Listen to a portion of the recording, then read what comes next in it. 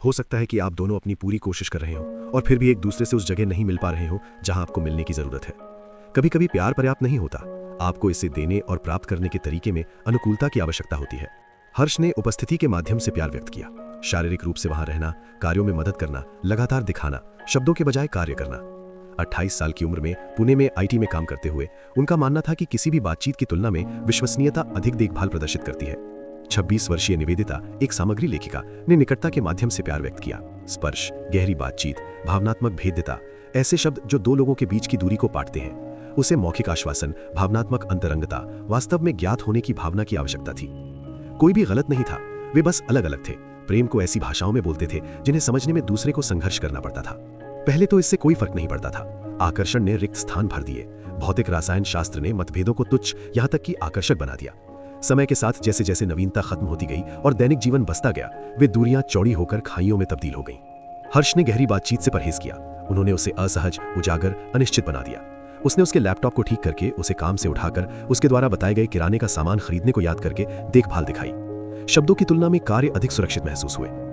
निवेदिता को अवांछित, अदृश्य महसूस हुआ। कार्य अच्छे थे, लेकिन वे उस अकेलेपन को नहीं छूते थे जो वो महसूस करती थी।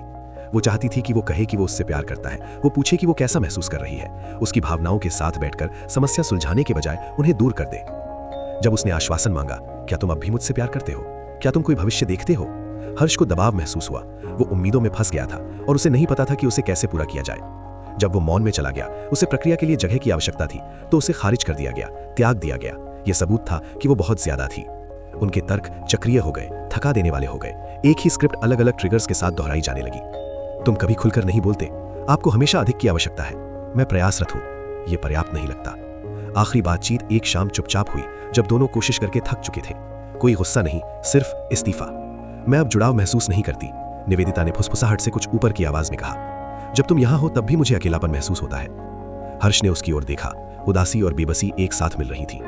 मुझे नहीं पता कि आप जो मांग रही हैं उसे कैसे दूं। मैं वो सब कुछ कर रहा हूं जो मैं जानता हूं कि कैसे करना है।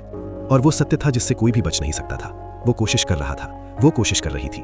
वे दोनों अपनी पूरी कोशिश कर रहे थे और ये अभी भी काम नहीं कर रहा था। वे क्रोध से अधिक दुख के साथ धीरे से अलग हो गए। कोई आरोप नहीं, कोई विश्वासघात नहीं, बस ये दर्दनाक मान्यता कि प्यार व्यक्त करने और प्राप्त करने के उनके बुनियादी तरीके संरेखित नहीं थे और कोई भी प्रयास उनके बीच अनुवाद नहीं कर सका। वर्षों बाद किसी ने निवेदिता से पूछा कि उसने क्या सीखा। वो धीरे से बोली, मैंने सीखा कि आप दोनों अच्छे इंसान हो सकते हैं और फिर भी एक दूसरे के लिए गलत हो सकते हैं। मैंने सीखा कि प्यार की भाषाएं उतनी ही मायने रखती हैं जितना कि प्यार। और मैंने सीखा कि कभी कभी सबसे अच्छी चीज हार मान लेना होता है, जब आपको एहसास होता है कि आप दोनों कुछ ऐसा बनने की कोशिश करके थक चुके हैं जो आप नहीं हैं।